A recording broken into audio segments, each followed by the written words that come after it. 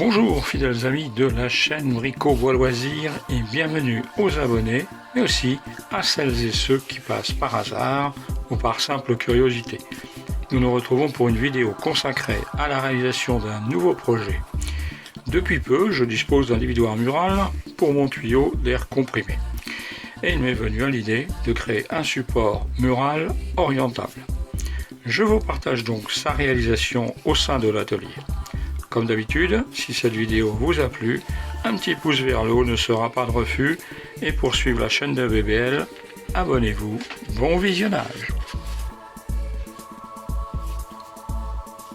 Je vous retrouve dans l'atelier où les pièces ont déjà été débitées. Le plan est à disposition, de même que le dévidoir. Je vais passer au traçage des axes du support haut et bas en commençant par celui qui va supporter le dévidoir. Il est beaucoup plus large et beaucoup plus, il sera beaucoup plus résistant. Alors je procède dans un premier temps au traçage de chaque pièce. Je ne vais pas commenter tous ces traçages de chaque pièce. Je vous laisse regarder ça dans le calme avec une petite musique de fond.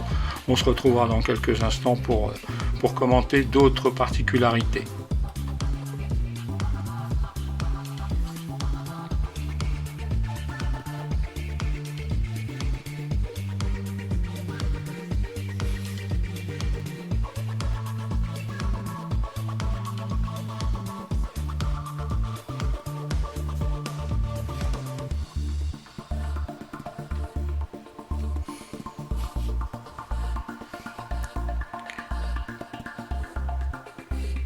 Voilà, je vais reprendre un petit peu la parole. Là, je suis en train de tracer un arrondi, cet arrondi qui va donner une forme que vous pourrez d'ailleurs retrouver sur le plan qui sera en ligne sur le site de BBL, et vous trouverez d'ailleurs l'adresse à la fin de cette vidéo.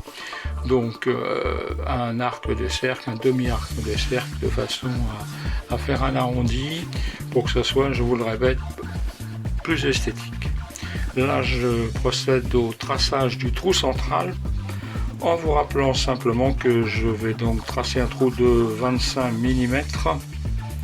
Pour faire passer un tube de 25 mm, j'agrandirai un petit peu à la lime pour avoir un petit peu de jeu, n'ayant pas de forêt de 26 mm. Voilà, je vais tracer les coupes qui seront réalisées de chaque côté. Vous verrez d'ailleurs ces pièces dans quelques minutes une fois réalisées.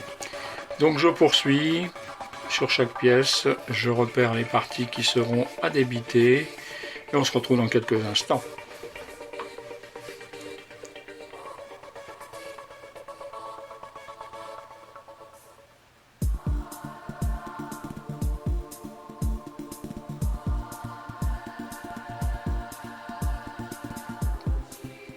Alors après avoir réalisé la partie qui va sur le dévidoir, là je réalise les mêmes traçages, les mêmes repérages sur la partie qui sera murale. Cette partie sera un petit peu moins importante. Voilà, je poursuis, là encore le rayon, le trou central sur les deux pièces, rien de bien compliqué. Là, je ne vais pas m'embêter, je vais reprendre sur la pièce précédente le bon diamètre. L'important sera de percer le plus proprement possible. Et pour information, je suis sur du CTP contreplaqué de bouleau de 19 mm.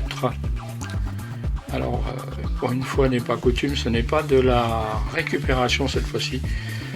J'ai été chez un fournisseur de bois me faire couper des panneaux.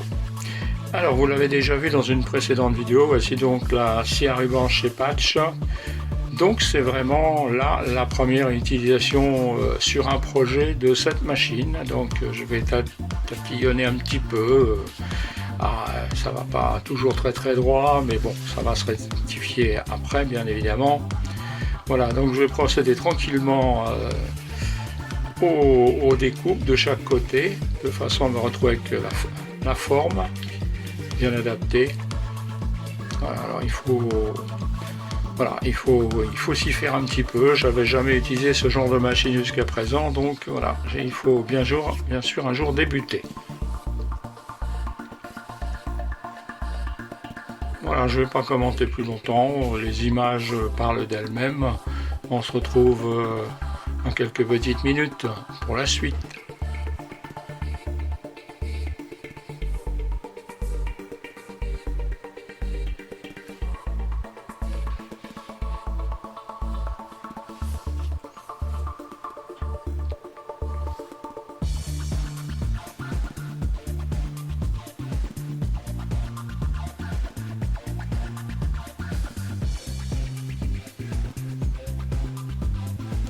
Alors, je vais reprendre un petit peu la parole dans cette vidéo sur cette scie à ruban chez Patch.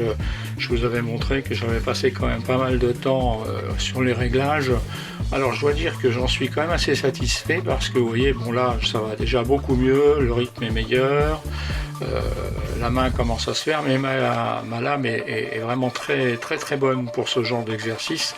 Entre temps j'ai reçu des lames beaucoup plus fines pour faire du véritable chantournage. Et je vais avoir l'occasion dans un projet dans quelques semaines justement de faire beaucoup de formes, beaucoup d'arrondis, donc je vous ferai profiter là encore de ma scie. Là je fais quelques coupes pour dégrossir uniquement, parce que franchement cette lame n'est pas très appropriée pour vraiment faire du chantournage très fin.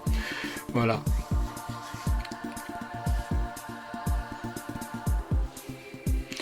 Alors on passe à une autre partie, celle qui va être de poncer, de donner une forme correcte évidemment.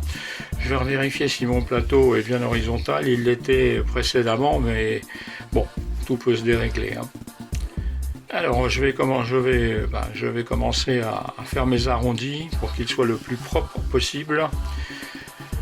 Donc vous voyez, bon, il y a beaucoup de poussière. Alors j'ai testé donc l'aspiration par le dessus, sur le bas à ma main gauche, mais franchement c'est désolant, ça n'aspire pas du tout. Alors au moment où je fais cette vidéo, et j'avais publié donc cette vidéo sur cette machine. Entre temps j'ai eu un commentaire par un utilisateur d'une machine qu'il a chez Pat 700 qui m'a donné, qui a été très sympa. Il m'a écrit et il m'a donné un conseil pour arriver à mieux récupérer la poussière.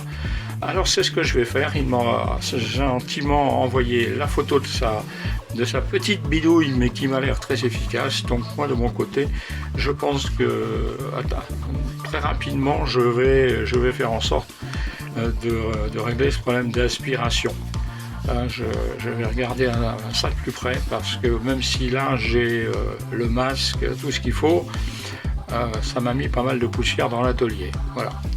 Alors entre temps, bon, je ponce mes pièces, voilà, une par une, et puis on se retrouvera juste après. Vous voyez la poussière qui, en fin de compte, ça part tout droit, et même si j'avais mis l'aspiration, il n'y aurait rien de très aspiré. Donc je pense que je vais réaliser cette petite bidouille, peut-être l'améliorer, peut-être pas l'améliorer, mais encore merci à cet ami youtubeur qui est un abonné et qui m'a donné cette petite combine.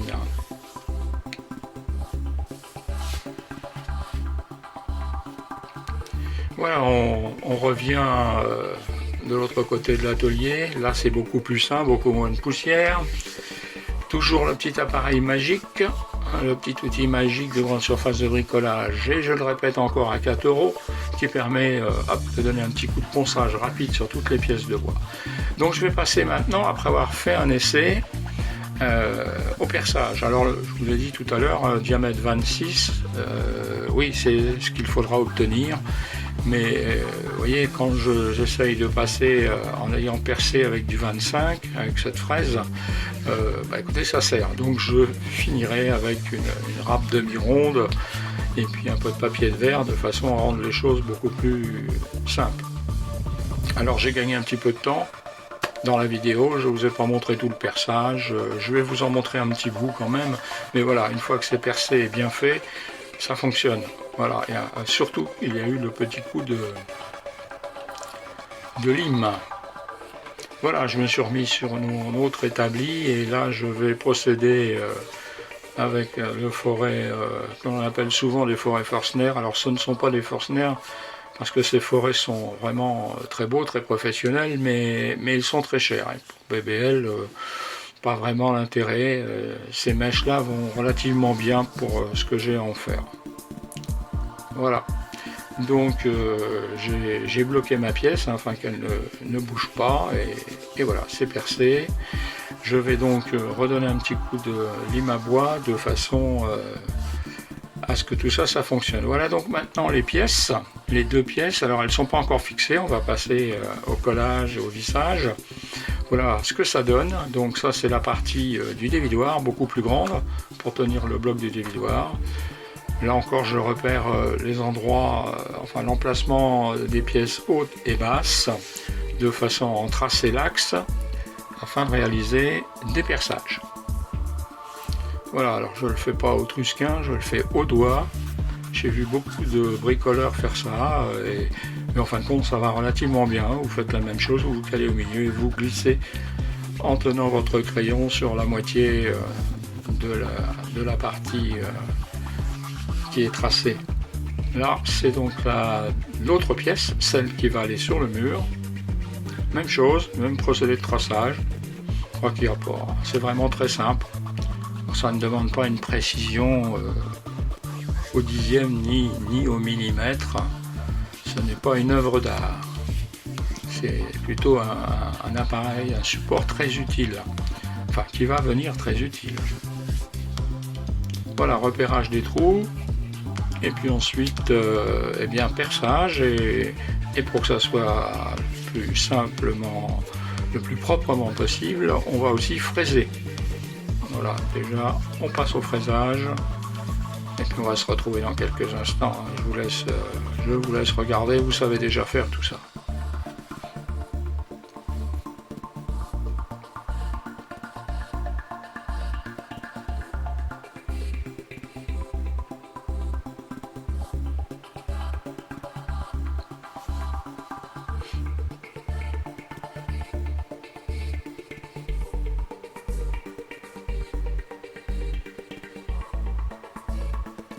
Voilà, on passe donc au fraisage, à la bonne dimension des têtes de vis, de façon à ce qu'elles ne dépassent pas, ça n'éclate pas le bois non plus. Et on va poursuivre donc par le montage. Alors, je vous présente là ce que vous retrouverez d'ailleurs aussi dans le descriptif, hein, c'est ce matériel que j'ai acheté. C'est un produit allemand de bonne qualité, un tuyau de très bonne qualité. Et donc mon idée était de le fixer sur cette planche de bois. Et malheureusement, j'ai fait une très grosse bêtise, car je ne me suis pas rappelé que le tube qui constitue l'ossature, eh bien, transporte l'air. Donc je m'en suis aperçu évidemment trop tard, puisque j'ai percé et puis j'ai découvert mon erreur plus tard. Donc je consacrerai peut-être une petite vidéo pour vous montrer comment j'ai réparé la grosse bêtise que j'ai faite. Alors surtout, ne faites pas comme BBL. Cogitez un petit peu plus, ne percez pas le tube, car c'est à l'intérieur de ce tube que va passer l'air pour aller dans l'enrouleur. Voilà, c'est vraiment une très grosse bêtise. Voilà, donc je l'ai réparé et vous verrez dans une petite vidéo qui va apparaître peu de temps après, et ben que voilà, ça a été sauvé. Je n'ai pas eu à essayer de retrouver un autre dérouleur. Voilà, donc j'ai percé les endroits pour le poser, je l'ai posé et voilà. Et c'est d'ailleurs au montage que j'ai découvert que au moment de le mettre sous pression, ben, que l'air sortait par tous les trous, bien évidemment. En plus j'en ai fait 3, donc j'ai pas fait les choses à moitié. Bon, voilà, allez, on continue.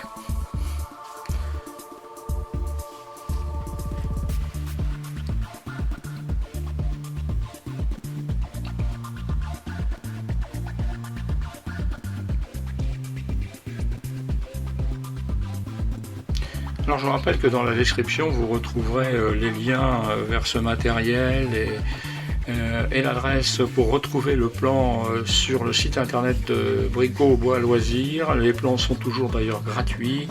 Alors ce sont des plans réalisés sur une table à dessin, non pas avec un logiciel. J'ai toujours un peu le plaisir à réaliser ça encore sur ma planche à dessin. Peut-être que je passerai un de ces quatre sur un autre outil, SketchUp, pourquoi pas, ou d'autres.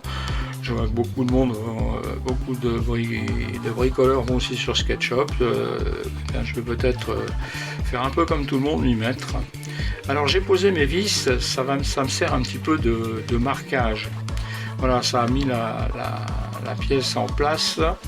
Il y a une chose que j'aurais peut-être dû faire, et si je devais refaire, eh bien je ferais un pré-perçage sur ma pièce. Alors mon contreplaqué n'a pas éclaté, rien ne s'est produit de plus, mais ça m'aurait permis de mieux positionner ma pièce pour le montage et de un peu moins tergiverser.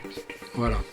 Alors j'ai vissé, j'ai collé pour une bonne résistance, donc les têtes ne dépassent pas, tout est fraisé. On vérifiera un petit peu plus loin l'équerrage, et puis voilà, donc voilà. Donc vous voyez, il y avait un tout petit millimètre en bas, et par contre de l'autre côté, c'était parfait. Voilà. Alors j'ai positionné aussi, comme vous pouvez le voir, le tube. Voilà donc un petit peu l'articulation. Le tube va être coupé. En haut et en bas d'à peu près en laissant un petit centimètre, et puis je mettrai d'ailleurs des goupilles pour éviter que ce tube descende. Voilà, en gros vous voyez déjà un petit peu la composition du système. Alors sur le plan, je ne sais pas si je l'avais indiqué, mais j'ai rajouté des renforts en me disant que le poids quand même du dévidoir pourrait faire travailler un petit peu. Donc j'ai rajouté des petits renforts de chaque côté. Donc voilà, le dévidoir une fois posé, voilà, et comme vous le voyez, le tube passe par le milieu, et évidemment l'air passe dedans. Voilà, la prochaine fois BBL réfléchira mieux. Voilà donc la réalisation de ce dévidoir. Je vous remercie d'avoir suivi cette vidéo, je vous invite à vous abonner, et j'espère vous retrouver très bientôt. D'ailleurs, sûrement dans la vidéo de la réparation de la grosse bêtise. A très bientôt sur la chaîne YouTube de BBL.